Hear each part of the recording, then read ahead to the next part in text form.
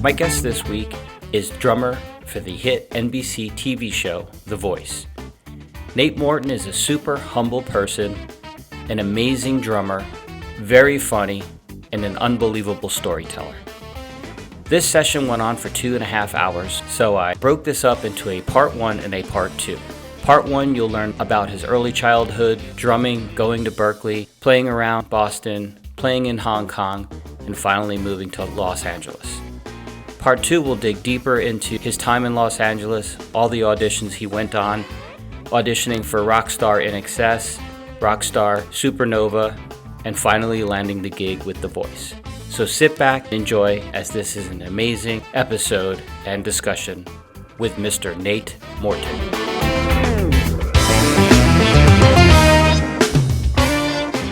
Alrighty, I'm super excited. I have my friend Nate Morton, the amazing human being, and on top of it, the drummer for The Voice. And I was lucky enough to become friends with him. I don't even remember how it happened, but I'm sure glad it did.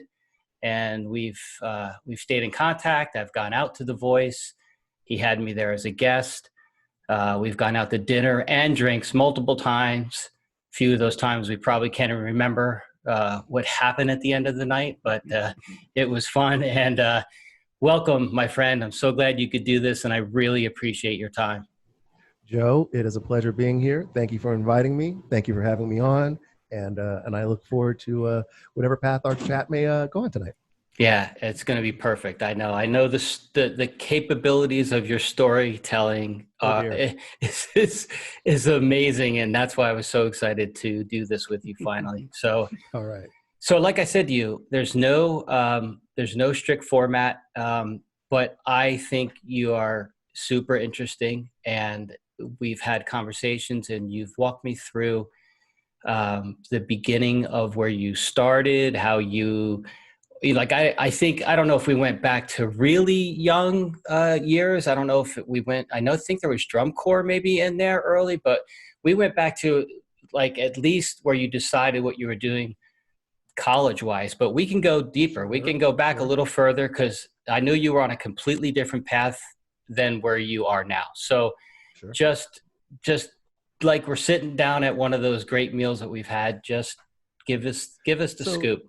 So how far back you want to go? You can go back as far back as you think it's interesting. So last week I was afraid of that. Some tracks in the studio. That's about, that's where it gets into. Well, I started playing when I was very young, just by ear, just listening to records and playing along. And I had a toy drum set after, building drum sets for however long, I don't know, months or something like this. Somewhere around my 5th Christmas, my parents got me a drum set, and it was a Muppets drum set from Sears. Nice. Which it was great. But I remember feeling really bad. Every now and then, I've told this story a few times, but every now and then as I tell it, I remember little details. And so this is one of the details that I remember. I felt really bad because I came downstairs, Christmas, there's the drum set. I'm so thrilled, but I've just been making drum sets out of garbage. Like, I don't know what I'm doing. And so I walk up to the front of the kick drum with one of the drumsticks and I whack it. It's a drum set from Sears. So the front kick drum head is paper. So I just went, so the very first time I struck the drum set, I basically destroyed it. So then we taped it all back together, and then I played it for however long. And it wouldn't have been very long because I actually ultimately did destroy it, but not through being destructive, like tearing the front head off or opening, but more through just playing it until it was dust. And so I just played it into the ground and played and played and played. And then the following Christmas, I guess that was my 6th Christmas, my parents got me an actual drum set, actual wood heads, all that, the real deal, not paper on the front head. Right. And then I just always played. And so drums were the first instrument that I played. Piano was the first instrument that I actually had lessons on. So I took piano lessons from the time that I was about 8 all the way through high school. So somewhere along the way, I gradually started to hate piano. I started to really not like it. I really started to love playing drums. And so I begged my mom one day to get me drum lessons. I said, Mom, I hate piano. I want to quit piano. I hate it. Please get me drum lessons. I don't want to play piano. I want to play drums. And in one of the more genius moves my mother has ever pulled off in her life, her response was, sure, I'll get you drum lessons, but you have to keep playing piano and taking piano lessons. So starting from, I'm going to say around middle school, that's when I started taking drum lessons. So drum lessons, middle school through high school and beyond. But for the course of time between the beginning of middle school and the end of high school, I was studying both piano and drums. And I don't play piano anymore. Well, I have one in my house and I sit down and I click on it occasionally, but I would never say that I, play. But just the gathering of that musical knowledge helps inform every musical situation that you're in. You know what I'm saying? If you learn to play, if you spent 6 months taking lessons on sitar, if you only played sitar for that 6 months, that knowledge that you gained, even if you lost your sitar technique, would remain and would, work with you and be in your folio going forward. So, what are we up to now? We're somewhere in high school, I guess. So call it high school, and I played in, high school, garage bands, rock bands, and so on. I played my high school garage band, and we were literally a garage band because we literally rehearsed in the garage of our bass player, Kurt Dutra, was called Akamili. And I don't know if any of your listeners are familiar with a band called TV on the Radio. Are you familiar with a band called TV on the Radio, Joe? I don't think so. It's okay. They're they're a little bit of an indie band. Okay.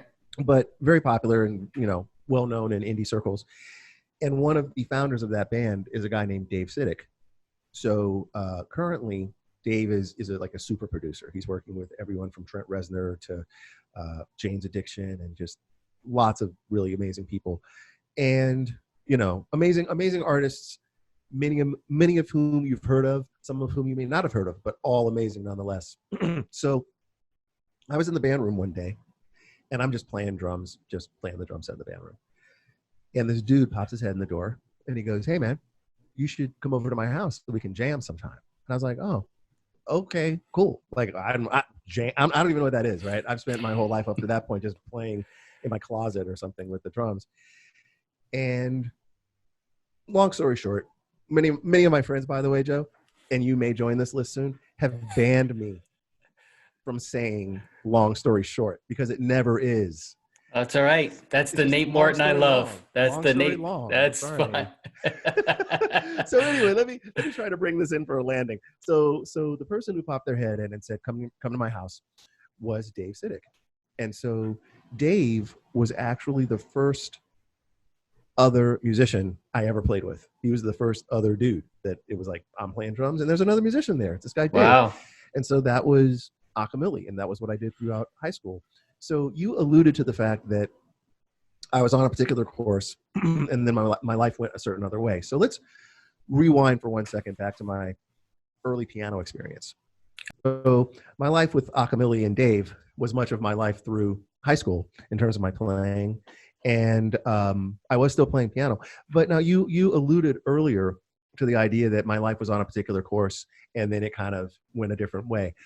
Just for context, I want to speak to that, and I want to flash back to my piano days, my early piano days. When I was around 8 or 9, I started taking piano at 8. So I guess this would have been about 10 or so. At one point, we were renting a piano, and at one point, the piano needed to go away. I don't remember the reason why. But at the time, I was living at my grandmother's house, and my grandmother told me subsequently that all she could remember about that day was that when they came and took the piano, I threw myself on the ground and was crying and screaming, "There goes my career." So pretty much, I was born a musician. I was born wanting to be a musician. Now, you remember obviously that I said I eventually grew to hate piano, but that was partly because I grew to love drums. Right. So flashing forward, somewhere in high school, while studying with the esteemed Grant Menefee, he was my instructor then. He's gone on to be a very dear friend of mine, and I consider him like a family member. So Grant, I would have been, I'm going to say I would have been a sophomore or a junior in high school, somewhere in that neighborhood. And Grant said, I don't say this to a lot of guys, but if you practice really hard at this and you were really, really dedicated, there's a chance you might be able to make a living doing this. That was it. That was it. So there's a chance. So Grant, can I be a professional drummer? Well, if you practice harder than you've ever practiced and you dedicate more time and more energy to it than you ever have, there is a 0.5% shot you can make it. Right. So please tell me he gets a Christmas card. So please, you're saying there's a chance. That's what I got. So that's what I got from it, and so that was all I needed. So yes, he's a dear friend. Yeah. So anyway, as I veer along my little road here, coming out of high school, I thought to myself, I know I want to be a drummer, but I also know I want like guaranteed employment. Like I want something that I know I can fall back on. So to fall back, I went to school and I studied engineering. Yeah. Fall back. The fallback. The dreaded fallback. I thought I'd just choose a real just cream puff made right. for like mechanical engineering. Yeah, right. Stupid in retrospect. Yeah. 8 a.m. calculus 3 mornings a week. Monday, Wednesday, Friday, 8 a.m. engineering calculus. And like so I'll tell the calculus story really quickly. I went and I took high school in calculus. I took calculus in high school. So in theory, I was like, I got this. Ain't no thing. So like the first 4 weeks or whatever, we get a quiz. I fail it. D. I get a D minus. And so I'm like, oh, okay. Yeesh. I guess I should, put a little more effort in. So then I started going to class more frequently. I didn't cut classes so I went. And then the next quiz that we got for like the next little unit or whatever, like D plus. I'm like, okay, gosh. So I went from totally barely showing up to like busting my butt, and I didn't even improve a letter grade. So then I was like, all right, I'm really going to hunker down. I can do this. I took this in high school. This is math. I can do this. Went to study halls, actually put the time in, actually took the effort. Next test, 52% F. Oh, so really? Yeah. So I was like, okay, maybe this isn't my chosen course. So that was one thing that sort of happened that made me start to realize, like, I don't know, man. I don't know if you're going to complete this major to fall back on. And where was all this? Because where was engineering school? Where did you go? Good. University of Maryland. I went to University of Maryland in College Park, Maryland, just outside of D.C., Maryland Terrapins. And like I said, I'm trying to bring this in for a landing, but I'm just not good at it. That's okay. I'm so sorry. This is perfect. So I said 17 times. Engineering. So you sucked at calculus. That's where we're at right now. Precisely. and if you can believe this, I was actually on an engineering scholarship because I had done halfway okay in math and science in high school. So I had a scholarship advisor, and I can't remember her name now. I want to say it was Sharon something or other. I can't remember. She called me one morning and she said, "Hey, Nate." Actually, she wouldn't have said, "Hey, Nate." She would have said, "Hey, Nathaniel." Right. I was Nathaniel then. "Hey, Nathaniel. I just wanted to talk to you a little bit." "Okay. Hey, what's up?" "Yeah. Are you going to make it to the Young Engineer Society breakfast on Sunday morning?" And I was like, "You know what? I actually have a church gig." "Oh, okay. Well, I just want to let you know that, so-and-so who designed the so-and-so is giving a speech on Wednesday at 7:00. And I was like, right. I think I have a band rehearsal. And then there was another thing or something that had a gig. And so she says to me, I will never forget this conversation. I can't remember her first and last name, but I remember the conversation. She said to me, it really doesn't sound like you're very well-rounded. Everything you're doing has to do with music. And I said to her, as a kid, I said a bunch of stupid stuff. But every now and then I said stuff that I look back on as an adult and I go, that was kind of more insightful than I would have given you credit for at the time, Mr. Morton. I said to her, well, I said, there's a fine line between being not well-rounded and simply being focused. And then in that moment, I realized, okay, you are focused, just not on anything having to do with engineering. You're focused on music. Right. And so that was the thing. So what you're referring to, which is the conversation that I had with my father, where I called him up and I basically said, "Hey, I need money for a chemistry book that I'm never going to open." And he said, "Why aren't you going to open it?" And I said, "Because I hate being an engineering major." And after a long pause, he said, "Okay, change your major tomorrow." And I said, "Okay." and the rest is history. I changed my major to music, and I transferred a semester later to Berklee College of Music, and which is tied for number one. Number one. Well, this is two things tied for number one. Those of you who are listening, he's holding up two fingers and saying the word number one. Yeah, exactly. Well, now I'm holding up one finger on each hand. Now I have number one. There you go. Okay. Left and right. Number ones. Right. The two number ones of the. This is a man that plays on national TV and plays some of the hardest songs in the world. No. I count to 4 over and over and over again. So the two things that I consider most important in my musical career are number one, going to Berklee College of Music, and number one, moving to Los Angeles, California. So in a tie for first place. Okay. So these are the little things that I have to pull out for the listeners / eventually viewers that see this on YouTube is how did you, doesn't Berklee have an audition process that's not like necessarily the easiest in the world, or if you just have the money, you can go? And I honestly don't know. I'm asking this like a sincere question. Yeah. And I'll be honest with you. At the time that I went, getting in was easier than staying in. So in other words, there were players who got in because, mommy or daddy said, oh, Joey is so good at guitar in his bedroom. Let's send him to music college. And so there's Joey. And then you find out like what that looks like.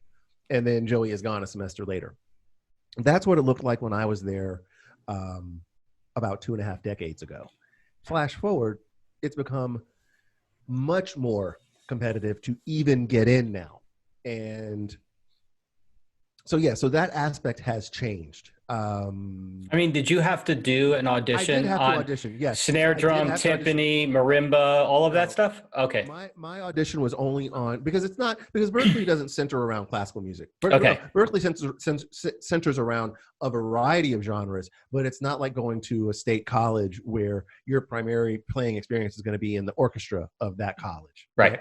So, no, Berklee. So my audition was on drum set, and I'm probably not going to accurately recall, but my vague recollection is sight reading, maybe soloing, maybe time, and maybe versatility. Maybe those are the 4 categories. I'm a little hazy because it was a little while ago, but basically you got a number 1 to 7. This is the way that it worked when I was there. Like with many things that happened when I was younger, it's completely different now. But when I was there, that was what you did. And you got a number for each of those categories. And so you might come out of there 3, 4, 5, 4, right? Which means you have a 3 in reading, a 4 in improvisation, a 5 in, time, and a 3 in whatever I said, Yep. So then you take those 4 numbers and you are able to sign up for the ensembles based on what your numbers are, based on what your audition level is. So, and the ensembles were levels 1 through 7. So if you wanted to be in a level 7 ensemble, you had to have the majority 7s in those categories. Mm-hmm. So in my sense, I went in and I came out with, I don't even remember what, 4s, something like that. So then the process is that you go back a semester later and you audition again for your ensemble ratings, and that was part of the auditioning process to get into the school, and also part of the auditioning process to get into the ensembles that you wanted to get into. Was your major performance? My major was performance, and the reason is because I was, perhaps foolishly, but it was my attitude at the time, was I was dedicated to playing. And the way for you to get the most private lessons, the most ensembles, the most playing experience as a student there was to be a performance major. You got twice as many private lesson hours, twice as many allowed ensembles to go towards your major, all of that. And the reason why I say perhaps foolishly is because I could have studied songwriting. I could have studied more compositional things like that. But I was a little bit, what's the word I'm looking for? I hate to say old school because that's such an overused term, but I was a little bit old school. I was very much like, I'm dedicated to playing. I want to be a player. I want to be playing. I'm not concerned about sitting around and writing horn, charts and arrangements. Charts and transcribing and transposing to all the different registers for all the different horns and all of that. So I spent the majority of my time playing. I was in a practice room many hours for my first couple of semesters. And then my subsequent semesters, I was fortunate to be doing a lot of playing. And Berklee is the kind of college that makes allowances for that sort of thing. Like if you show up to your lesson and you're like, I'm really sorry, I'm not quite prepared with this. Well, why not? I was playing Phillips Senior Recital. I had a gig at this place and I had a cruise ship, I had a dinner brunch thing, gig this day. Yep. Okay. And that's not to suggest that they were lax. It's just to suggest that the instructors that I had anyway had an understanding that I was gaining, hopefully anyway, real world experience doing real world gigs. And on some level, that had value equal to, if not greater than, sitting in a practice room learning exercise 17B on page 35, 35 or whatever. So that's my story, man. And I finished Berklee. I hung around Boston. I played a bunch of gigs there. Eventually I found my way to LA. Okay, wait. Oh. Before you go any further, couple questions. Yes. Did you find Berklee, I don't want to say easy, but did you struggle while you were there?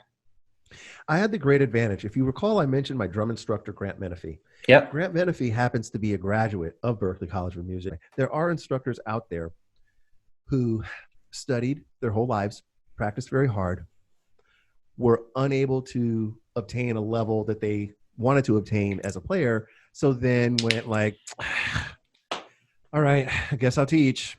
Right. We all know them. We've all had them, and it's just right. It's just life. But it happens. It's life. Right. So Grant is the opposite of that. Grant really wanted to go to Berklee College of Music, learn all that he could, absorb it all like a sponge, and then move back to Catonsville, Maryland, which is just a little bit outside of Baltimore, Maryland, and basically become the best, most well-known, well-respected drum instructor in all of Maryland, which he has succeeded at doing. And for my dollar, I mean, he's among the best drum instructors out there, period. And it's interesting because when I studied with him, I'm getting a little off track, but I'll get back to where. No, it's fine.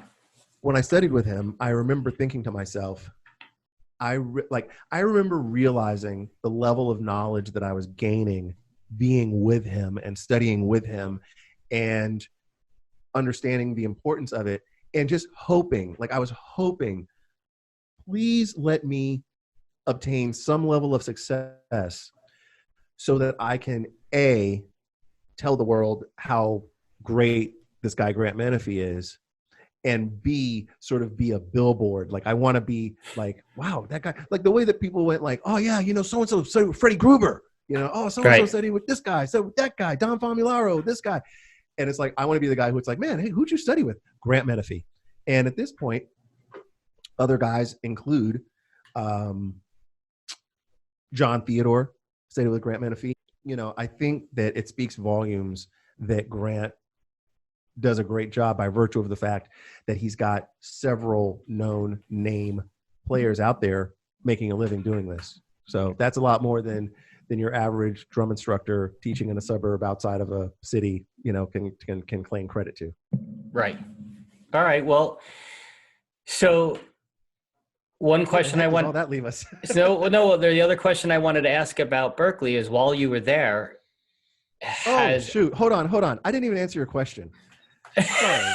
Sorry. God. Oh, right. Was it hard for you? So the whole reason that I gave you that Grant Menefee backstory, right, is because Grant basically prepared me with exercises, grooves, fills, all sorts of things that were very much like what he knew I would see when I went to Berklee, if that makes sense. So, whereas there are players there who their instructor puts something in front of them and says, hey, are you familiar with this? Check this out. And they go, oh, no, this is the first time I've ever seen that. I'm going like, oh, yeah, me and Grant, we were up to page 37 in this book. You know what I mean? That kind of thing. Yeah. So was Berklee easy? No, it was definitely not easy. I definitely practiced hard. I definitely, grew a lot. I definitely learned a lot of things that I would not have learned had I not gone there. I learned a lot of things the hard way at Berklee so that I didn't have to learn them the hard way in the real world. So in that regard, no, Berklee was not easy. However, I will say that I felt very prepared for it by virtue of having studied with Grant Menefee. Got it. Perfect. Okay, cool. So You can here's piece the, all that. You can piece all that together. it's Make perfect. some sort of cogent answer. So here's the last piece that I'll ask you about Berklee was while you were there, now that you're out and these other people that were there are potentially out in the world, were there any people that were there while you were there that are now famous out in the world today? Which I would assume the answer is yes, because so many people come through there. But I was just, if you had a couple of names that say, oh yeah, he was there while I was there. And Well, when I'm asked this, it's often in relationship to drummers. And so well, first let me preface this by saying when I was there, there were 2,000 students, a little over 2,000 students, and I did not know all of them. So there's any great possibility that any number of them have gone off and done amazing and wonderful things. And I'm just not familiar because I didn't know them. But I mean, like John Mayer wasn't there when you were there. I don't know. It was just I feel like he's a little bit younger than me. I feel like he's a little bit younger than me. So I feel like he would have been there after me. Got it. Right? But for example, Little John Roberts, drummer, was there when I was there. There's another drummer who's out here now named Steve Haas, who's a killing drummer. He was playing with Manhattan Transfer. I know who he is. In school. Like when he was there, he was playing like that. Bass player named Reuben Rogers, sax player Teodros Avery. Let's see, other drummers. Johnny Rabb was there when I was there. Cool. John Blackwell was there when I was there. Rest in peace, John Blackwell. Yeah. And there are others. I hate this question because invariably I forget someone. And then no. And I didn't mean to put you. Oh, shucks. But I wasn't even trying to pinpoint you on the drum thing because I know your drum buddies don't want to be. You don't want to be sensitive. It was just like maybe some bass player, maybe some guitar player, some piano player. Well, do you know Cheche Alera was my piano player when I did the Bonnie Hunt show? Okay. And so there are definitely my paths have definitely repeatedly crossed with people that I was in school with. And there are definitely people that I was in school with who have gone off and done many, many wonderful things. I mean, it's hard to point to an institution musically that is more successful at putting the volume of contemporary musicians successfully out into the world. Does that make sense? Absolutely. So whether it's film scoring or whether it's jazz composition or whether it's beating on drums like a caveman like I do, or Antonio Sanchez composing, Grammy award-winning jazz records, right? So across the board, there are any number of people doing any number of successful things in any number of sort of avenues and genres. So yeah, man, it's like I said, it was one of the best things I've ever done. Cool. And I consider it to be hands down, I consider it to be the best contemporary music school on the planet. Awesome. Well, and you did 4 years. I managed, because I did 2 semesters at University of Maryland, I had a few credits that transferred. So I did about 3.5 years. Okay. Yeah. But I definitely, my both of my parents, my mother and my father, are first generation college students, right? They were the first in their families to go to college. And so, both of them, primarily my father, was like, oh, you're finishing college. One way or another. That was, you're getting a degree. Like, I'm not going to be like the beginning and the end of this trend right now. So I finished. I finished in 7 semesters. Right. Okay, cool. And it was cool because the story I remember is that phone call about the book that you would never use. I don't know if you expected him to be so supportive. Maybe you did, but it just sounded like he's like, yeah, if that's what you're going to do, you want to play music, then, I don't know. Am I making him sound more supportive than he was? I want to get this right. I don't know how much of it was support and how much of it was concession. Okay. There's an extent to where it was like, all right, you know what? This is just trending this way. So I either gotta jump on this bus or get run over by it. So, okay, fine. I'll get on the bus. Right. Like that. And my dad is a huge music fan. I mean, he's in great part the reason why I am a musician, because he doesn't play an instrument at all. But I grew up in a household where pretty much if he was in the house, music was playing. Basically, if he was in the house, music was playing. And it could have been across all number of genres, or all manner rather of genre. And so he's in great part why I am a musician. But like any parent, there was definitely that like, okay, so how are you going to make a living at this? You know, because for people who don't know the other side of what we do, Joe, you know, it's hard to understand. I mean, it's hard. It was interesting when I finished college and I walked across the stage and Sting handing me my degree. And the next morning I kind of woke up and I was like, all right, well, I don't have art history 201 today. What do I do?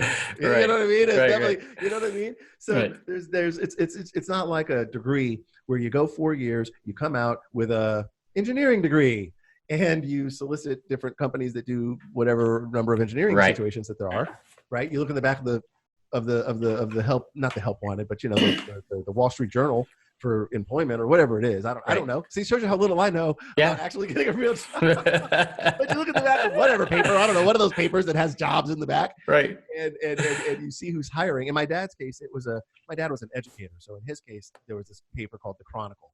And it was a whole paper about education. And in the back, there were all, you know, hiring positions for vice presidents of student affairs at campuses and administrators and, you know, history professors and things of that nature. So I don't know, that's my experience with that. But I guess my only point is that as a musician, you come out with this degree, or you don't, whatever. But either way, whenever you jump into it, it's kind of like all on you to find your course.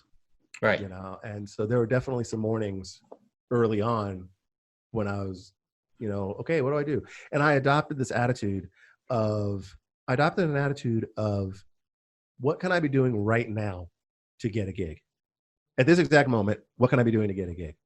You know, and this is why you were still in Boston right after you graduated. This is when I'm still in Boston. I just graduated. Okay. But that persisted. I mean, that persisted for years. I mean, that's been my motivation. I mean, it continues to be my motivation.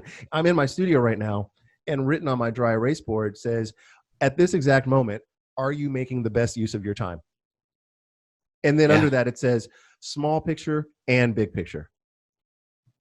At this exact moment, am I making the best use of my time? I would say yes.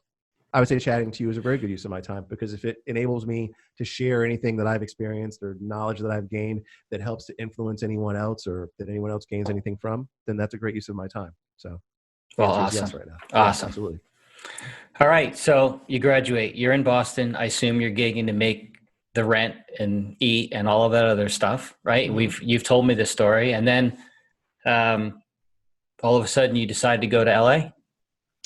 Well, there's a few more details in there. When I finished, I was playing with a top 40 band. I was playing with a rock cover band, and I was gigging around. I was even playing in a couple of original bands. And I got an opportunity to travel to Hong Kong and play with a Cantonese pop artist named Fei Wong. This is 1994.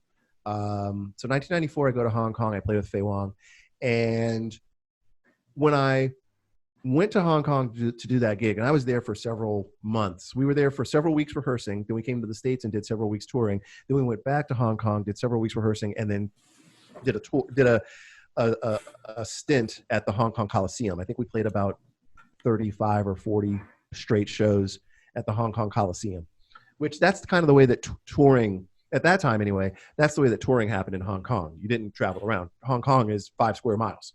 So, right, it's the population of New York City. It is. It's the population of New York City in a 5 square mile block. And so you basically set up shop at the Hong Kong Coliseum, which, I don't know, the capacity is probably around 17 or 18,000.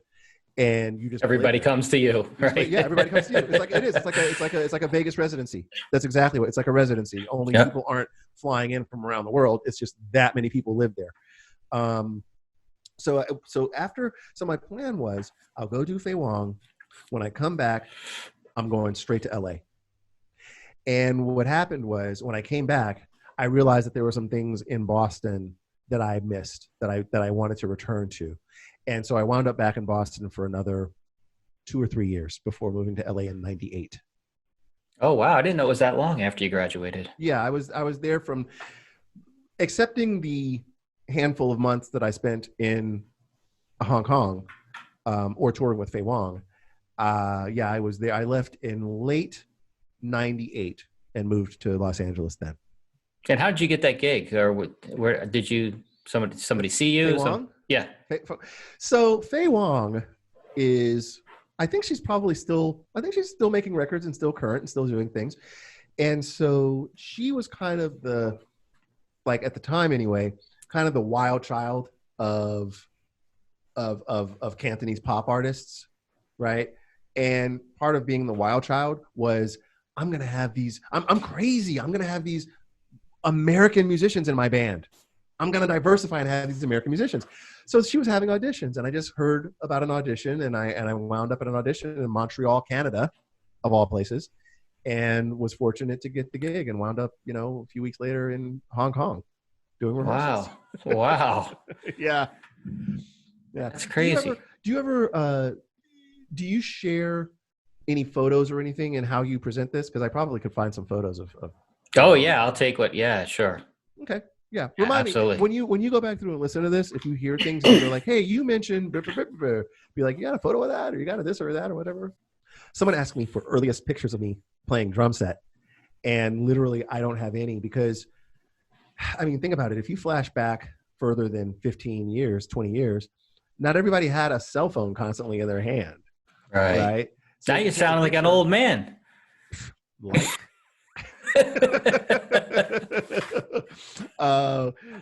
So taking a picture was more than the notion, right?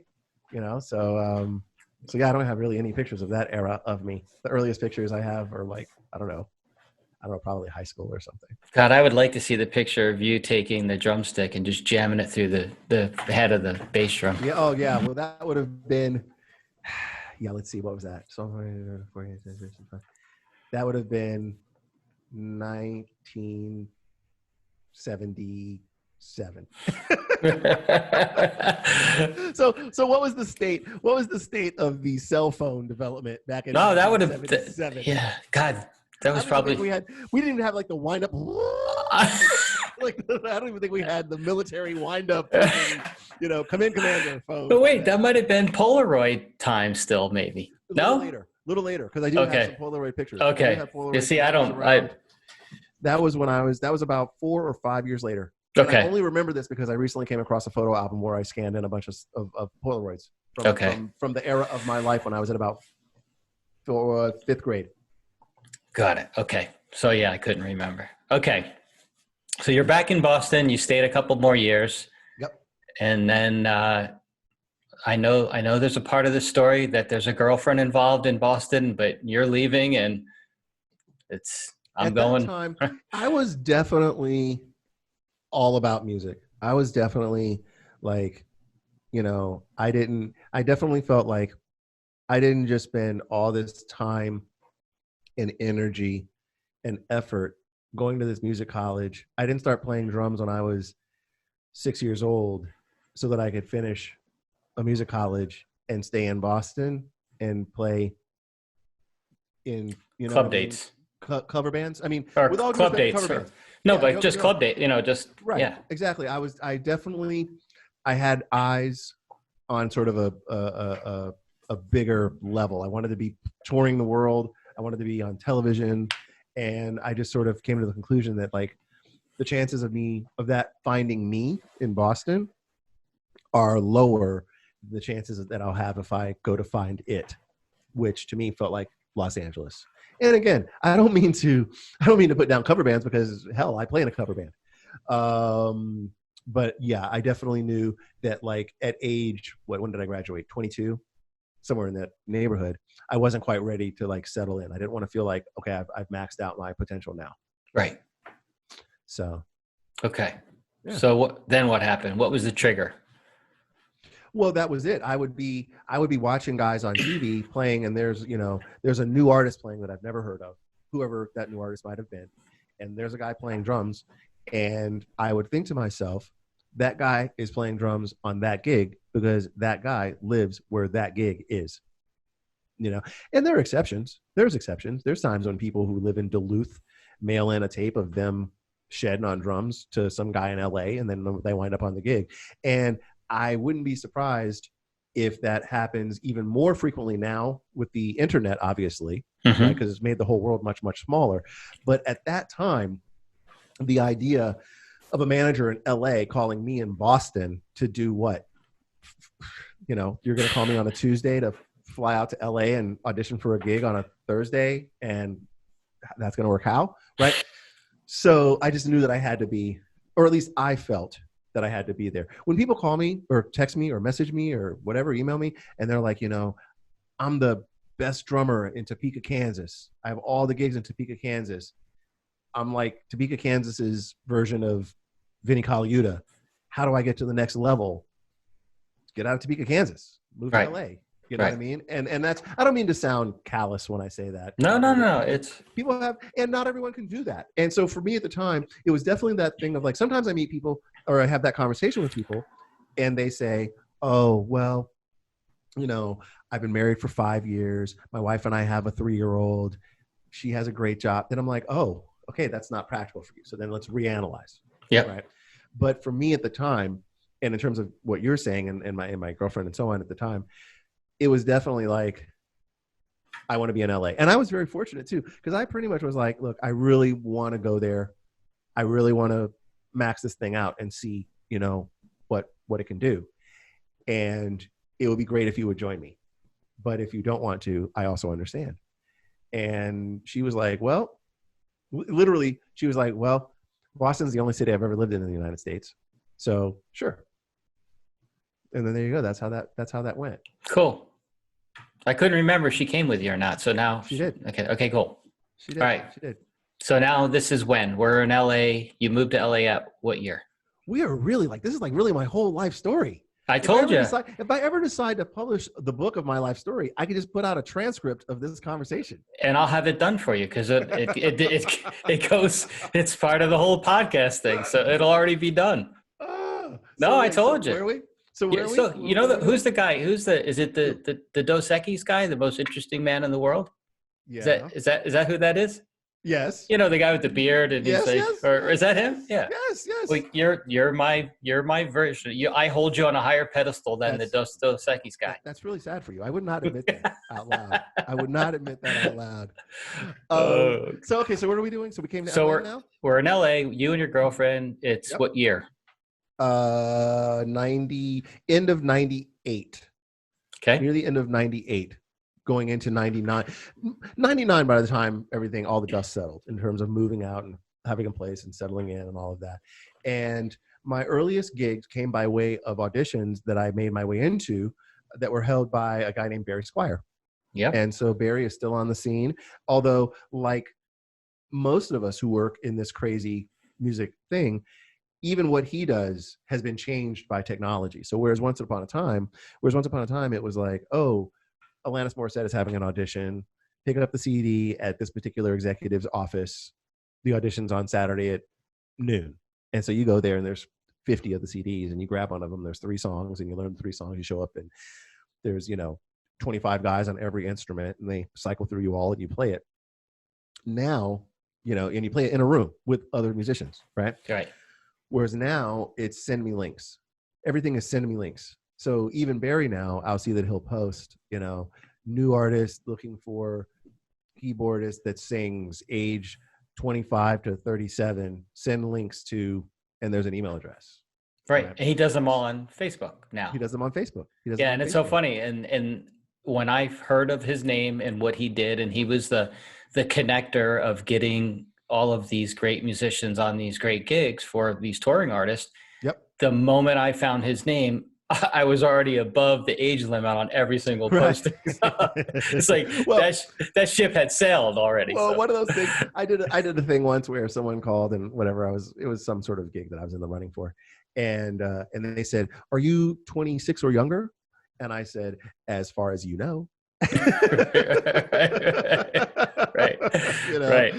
And it's so funny because all his posts now are like, and be honest about your age or proof of age, or like he's very adamant about, when he posts them, if you say you're this, make sure you are that, not that you just look it and blah, blah, blah. So interesting. Well, I haven't, I had lunch with Barry because I have students who ask me, how do I get a gig? What's an audition like? Et cetera, et cetera.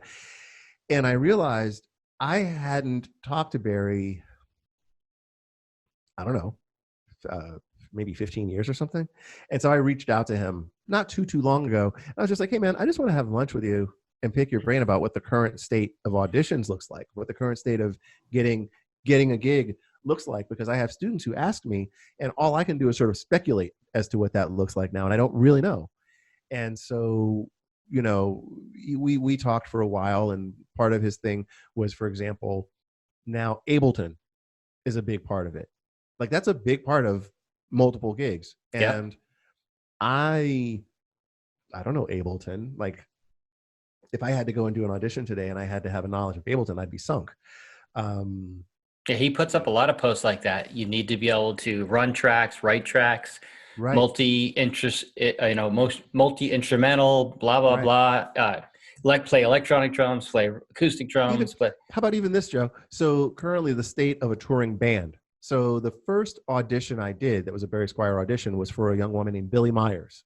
And she had a single called Kiss the Rain. It was it was like the biggest single that summer. And the original band, you'll laugh at this. You, because we are closer in age, you will laugh at this. And people who are younger than us won't even be able to fathom it. So the audition, and this is for a new artist. This is not an established artist. The audition. So Billie Myers' band, in the end, ended up being bass, drums, keys, 2 guitars, 2 background singers. That was our band. Keys, bass, drums, 2 guitars, 2 background singers. That's a normal band. Like, for me, that's a normal band. For my age group, that's a normal band. Nowadays, it's drummer, multi-instrumentalist, and the third musician is Ableton. Yep. Right? It's a crazy. drummer and a guitarist running Ableton, or it's a drummer and a keyboard player running Ableton. And it's interesting. I had a conversation with a guy recently named Ray, because I did a gig and the band was myself on drums and Ray on guitar. And I was like, Ray, and Ray is younger, but he has a little bit of an old school mentality. You know what I'm saying? Like, Ray would love to be on stage with 5 dudes playing instruments. But Ray basically pointed out and sort of hipped me to the fact that these days, if you can move a crowd with a drummer, and I'm going to circle back to Barry, by the way, but if you can move a crowd with a drummer and a guitar player, let's say, if the budget does go up, if your record is successful or your music is successful and you do make money, the first place to invest money oftentimes isn't expanding the band. It's not, oh, we're bass, we're drums and guitar now, let's add a bass player. Oh, we're drums, bass, guitar, let's add a keyboard player. It's, let's add video screens. Yeah. Let's add 4 dancers. Let's add cooler stage set. And it's like, wow, okay. So, there are times now, circling back to Barry, he did point out that in 99% of cases, even though it is only 2 guys, one of those 2 guys or girls is typically a drummer. Because if you're playing on a bill somewhere and all the other bands have a drummer and you get up there and you're a guitar player and a bass player, it doesn't look like there's a live band on stage. Right? Yep. Drums are part of that. And it's even funny, my brain, I'm on like a weird stream of consciousness thing right now. It's interesting too, because that reminds me of when I was in school and my father would take me to see bands. He would take me to see, like, at the time, George Howard or Najee or Hiram Bullock or Spyro Gyra. And I remember going and hearing those bands, and those are all like, they all live in like that instrumental jazz. I hesitate to say smooth jazz. I won't say smooth jazz. Right. But they live in that jazz universe. So it's like the keys are going like, and guitar's going, and bass is going, and the drums are going, and it was like a totally different texture. It was a whole different texture, and that's what drew my ear. I was like, ooh. Now, I played drums earlier than that, but that was so exciting to me, was that the drums were the one, like, aggressive, percussive thing, even in that context. Yep. So take all of that, flash all of that forward to the knowledge that I've gained from Barry now, where he's basically saying essentially the same thing, which is that if there's not drums on the stage, it doesn't feel like a live band. So in that respect, and he's a drummer himself, so he also so he has that, he is a drummer himself. It's in his heart, right? Yeah, yeah, for sure. So I don't even remember what the question was, Joe. So that's okay. I'm keeping track of it all. So this only because these are all the things that I'm selfishly interested in. So I'm keeping it on track in my own brain as we're talking. So you moved to LA with your girlfriend, you get all settled, and you go there with no gig up front. You have no work when you land, just the money in your pocket and whatever.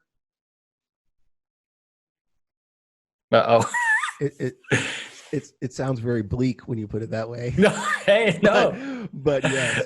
Well, you remind me of the time. So my mom, as I said, her genius move was play piano and drums at the same time. However, there have been times when my mom and I, opinion-wise, or philosophically, have been at odds. Mm-hmm. Go figure. Side note: I used to go see a therapist. Yeah, that's okay. I'm mental. That's obvious. I need to see a therapist. Of course I did. And at one point they were like, so tell me, what's going on? And I was kind of like, well, sometimes my mom, and before I could even finish the sentence, they went, there's always the mom.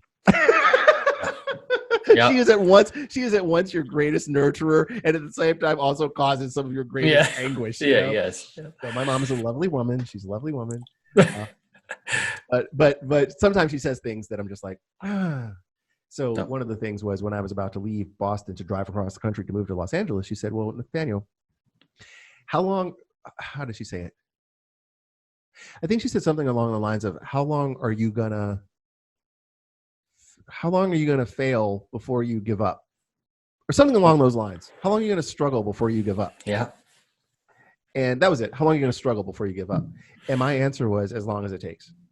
Like, I don't have a plan B. And it's important that I emphasize, Joe, that I am by no means encouraging people to dive headlong into some kind of insane life changes with absolutely no parachute to save them should they fall, even though that's what I did. But right. I'm not advising it. I'm not saying it's a great idea. I'm just saying, it's kind of like when I do lessons, I kind of go, this is what I did. And you can take the knowledge from it and do with it what you will, right? So for me, moving to LA, yeah, I just jumped, and it was like a total leap of faith. And it's that thing. It's very funny. I don't know how many people who check this out will have made such a sort of transition, but it's definitely funny. You move somewhere like that on a leap of faith, and you have a lot of conversations that go like this: "Oh man, you moved here? Dude, I wish you were here last month because I needed a guy for so-and-so and so-and-so." And it's like, okay, well, it's not last month. It's this month. Do you have a gig for me? Right. Yeah, right. Man. Right. So there's a lot of those. Before I moved here, it felt like wow. It's kind of like when you're married and you feel like every woman wants you. You're like, man, It's a shame. Dang, I'm married because that cute girl really thinks I'm cute. Oh, and then my suddenly gosh. when you're single, crickets. You're looking around where is everybody?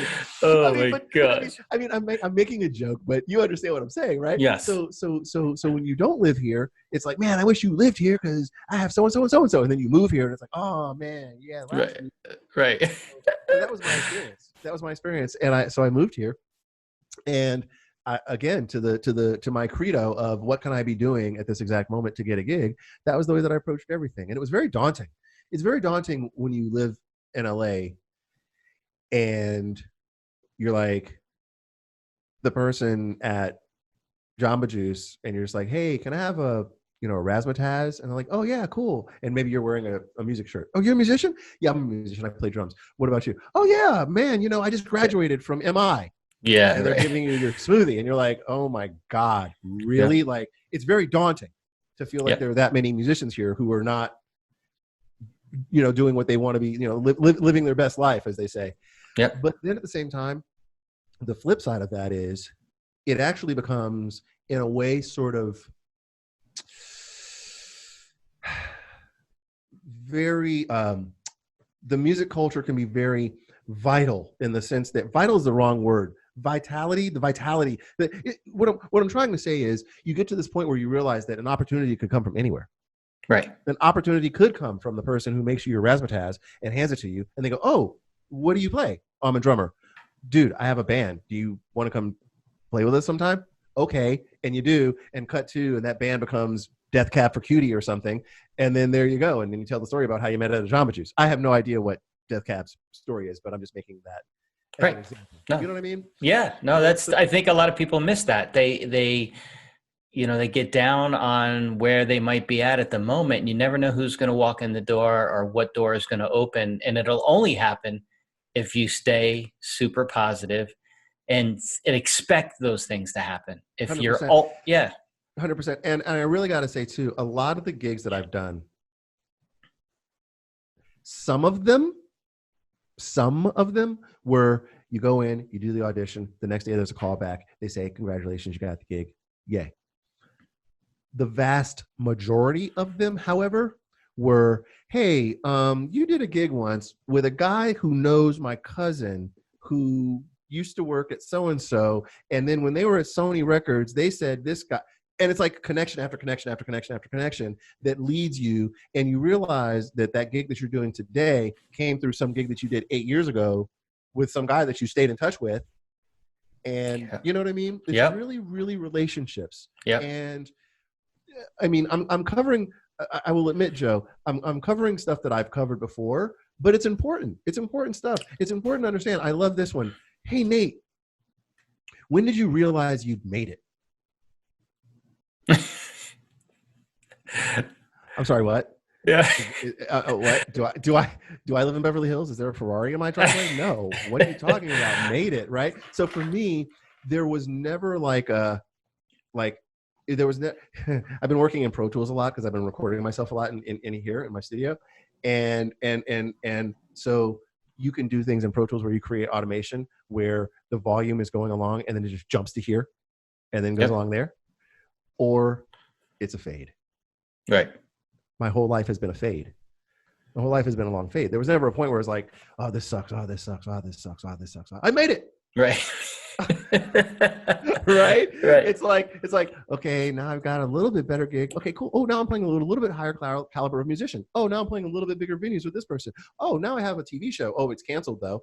Okay. Oh, but here's another TV show and it's here. And then you know what I mean? It's always gone like that. So at no point have I ever felt like I've quote unquote made it, because at no point have I ever felt like I don't have to work from here on. Right. I don't have to work anymore. I've done it all. I've gotten to the level where I no longer have to work anymore. No, and it'll never happen.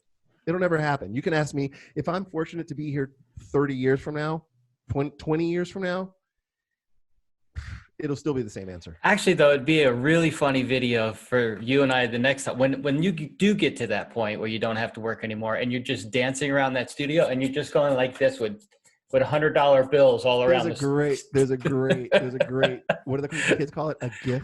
I think the kids call it a GIF or a GIF. GIF, yeah. Is it GIF or a GIF? I don't freaking know. But there's one, and it's the dude. I'm sure anyone who messes with all this junk and sends goofy GIFs or GIFs or whatever they are. I do. Okay, right. You may recognize this one because it's like the dude, and he's in like the bar, and he has $1, and he goes, right. like one bill. Yeah, right. Exactly. Oh my gosh. So yeah, you mean everything has led from one thing to the next. It's been, like I said, it's been, a new artist. Okay, this next new artist actually had a record that went platinum. Oh, that's really cool. Oh, this next new artist is music that I really, really, really love and I've been a fan of forever. That's really cool. Oh, this next artist is actually a nationally known artist that people know, right? Oh, so it's just been a progression. And yep. So start with, you land there, right? How do you know Barry Squire is the guy you got to get a hold of? You just hear it through the grapevine that he's the guy? When I landed, I have a very good relationship with my cymbal company, Zildjian. And I called Kirsten at Zildjian and I said, Kirsten, I just moved to town. What do I do? And she said, well, there's a guy named Barry Squire. I can give him your name, who knows what will happen there. And I said, okay, cool. That's exciting. Great. And at the time I was also doing some teaching work at MI. And at the time, MI had a career resources department. And if memory serves, the guy who used to run it at the time, this is the name that's in the brain splinter, I think his name was Jerry Cartwright. That name is in my brain. And I went to Jerry Cartwright and I said, Jerry, I just moved to town. How do I get a gig? And he said, well, there's this guy named Barry Squire. I can give him your name. And I said, that'd be rad. And there was someone else. I want to feel like someone that I knew, like maybe that I went to school with, that was working at a record company at the time. And I said, I just moved to town. How do I get a gig? And they said, well, there's this guy, Barry Squire. I can give him your name. So I get a call from Barry Squire and he says, hey, I got your number from this person, this person, and this person. So I thought I'd give you a call. And, I'm having an audition for this particular artist, this particular day. And I'm pretty sure we've already got it sewn up, but just to meet you, come on down and audition. And I was very fortunate to get the gig. And that was an artist named Billy Myers. The audition process was all day, 2 back-to-back days. We auditioned, first call was all day, let's say a Saturday. And the second call, or the callbacks, were all day that Sunday. And by Sunday, she had a band in place. And at the end of that night, late Sunday night, 10 or 11 o'clock at night, after I'd been there from 9 or 10 in the morning, her manager, or she or her manager, one of the two, said to the remaining 7 people, right? This is the band that was keys, bass, drums, guitar, 2 guitars, 2 vocals. Yeah. Said to the 7 of us, okay, we're playing Vibe tomorrow with Sinbad. Sinbad used to have that show, Vibe. Yeah. Congratulations. You're the band. Tomorrow we're playing Vibe. Wow. It was literally that. And like, you're going, wow, that was me. That was me having just come from Boston, having just done my first audition. And the end of the night of the second day of those auditions, the manager says, okay, tomorrow we're playing on a national TV show on network TV. Now, how long was that after you got to LA? Did that audition come up? I was super duper fortunate, Joe. I think that was within a couple of months of being in LA. Wow. But I was, like I said, I was really fortunate. And that was not at all something that I had anticipated would happen. I was just very, and I didn't really know it at the time, but if memory serves, I moved here either the very end of 98 or the very beginning of 99. It's the beginning of the year, January, February, March, when people are putting together those summer tours, those tours that start in late April, May, and run through the summer. And so I just happened to arrive at a very fertile auditioning period in LA. It just happened to be very good timing. And so were you doing club dates up until that audition to pay the rent? I was not. Okay. I was doing well, yeah, I was doing club dates, but it wasn't paying the rent. I mean, paying the rent was the teaching work that I was doing at MI. Okay. And my Capital One Visa card. Hey, I'm not gonna lie, man. I'm not gonna lie to you. I'm too old. I'm too old to be anything but honest. And so, yeah, man. I mean, it wasn't. I do remember. So between the time that I moved to LA and the time that I was fortunate to wind up in the band playing with Billy Myers, I was doing a combination of things. So I was gigging, but my time spent behind the drums was more in terms of going and doing sit-ins and jam sessions. And the bulk of my, rent was paid by the work that I was doing at MI, doing some TA work, teacher's assistant work, and some teaching. And the combination of that and my, Capital One Visa card. So, I mean, I don't, again, a lot of this is like, I don't advise it. You know what I'm saying? I'm just saying That's what I did. That's what I did, So that was it. And so I was doing that. And then I was fortunate to get the Billy gig. Okay. And kind of the ball started rolling from there. So just, that gig happened for however long. So can you sort of give the bounce from there to the, what were the next cool auditions that you did? Were they all through Barry, or some of these recommendations? I know there are other people that I'd rather have you mention than me mention, of the auditions that you had and how they went and all of that Well, stuff.